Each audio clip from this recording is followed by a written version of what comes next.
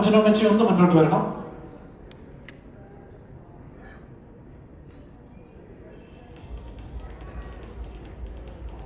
ഈ ചെറുപ്പം മുതലേ പടത്തിൽ അഭിനയിക്കാനുള്ള ആഗ്രഹമായിട്ട് നടന്ന സമയത്ത് അന്ന് ഇങ്ങനത്തെ പ്ലാറ്റ്ഫോമുകളൊന്നുമില്ലല്ലോ, റീൽസും.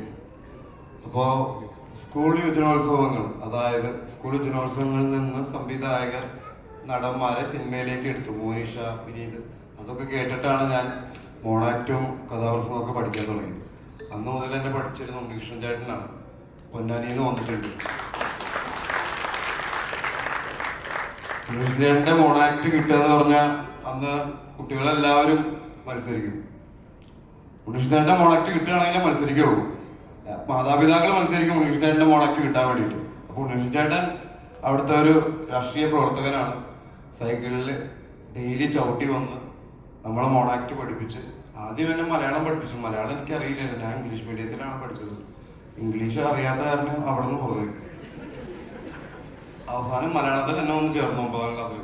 അപ്പോൾ മലയാളം പഠിപ്പിച്ചു തുടങ്ങിയതാണ്. പിന്നീട് മോണാക്ട്, കഥാപ്രസംഗം എല്ലാം പഠിപ്പിച്ചു ഉണ്ണികൃഷ്ണനായിട്ടാണ്. നാടകം. Thank you. എല്ലാവരും ഒന്ന് ചേർന്ന് നിൽക്കുക. എല്ലാവരും ഒന്ന് മുന്നോട്ട് നമ്മുടെ സിബി സാറിന്റെയും കമൽ സാറിന്റെ അടുത്തേക്ക് നിൽക്കുക. എല്ലാവരുടെയും അനുവാദത്തോടും സ്നേഹത്തോടും എല്ലാവരും ചേർന്ന് നിൽക്കുക. സ്നേഹത്തോടും ഒക്കെ കൂടി ഇവിടെ ഈ നിമിഷം നമ്മൾ ആദരിക്കാൻ പോവുകയാണ്.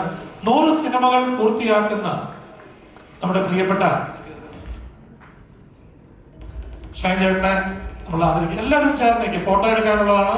അതുപോലെ ഒത്തിരി ക്യാമറകളോടുകൂടി സ്നേഹത്തോടുകൂടി വിവേകാനന്ദൻ വൈറലാണ് എന്ന ഈ ചിത്രത്തിന്റെ 100 സിനിമകൾ പൂർത്തിയാക്കുന്ന നമ്മുടെ സ്വന്തം ഷൈൻ ടോം ചാക്കോ ഇവിടെ 2 മലയാളത്തിന്റെ പ്രിയ സംവിധായകർ 2 പേരും ചേർന്ന് ആദരിക്കുകയാണ്. ഒപ്പം ഇനി ഒരു പൊന്നാട അണിയിച്ച് ആദരിക്കുന്നതിനുവേണ്ടി നമ്മുടെ ഈ സിനിമയുടെ തന്നെ 2 പ്രൊഡ്യൂസേഴ്സായ നസീം സാറിനെയും അതുപോലെ തന്നെ ഷെല്ലി സാറിനെ ക്ഷണിക്കുന്നു. അവർ 2 പേരും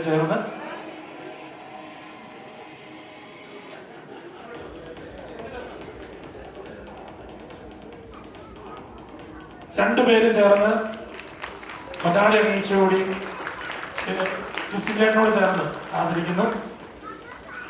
ഇനിയാണ് നമ്മുടെ വിവേകാനന്ദൻ നമ്മളോട് മിണ്ടാൻ പോകുന്നത്. കാരണം നേരം ഒന്നും മിണ്ടിയത് മിണ്ടലല്ല.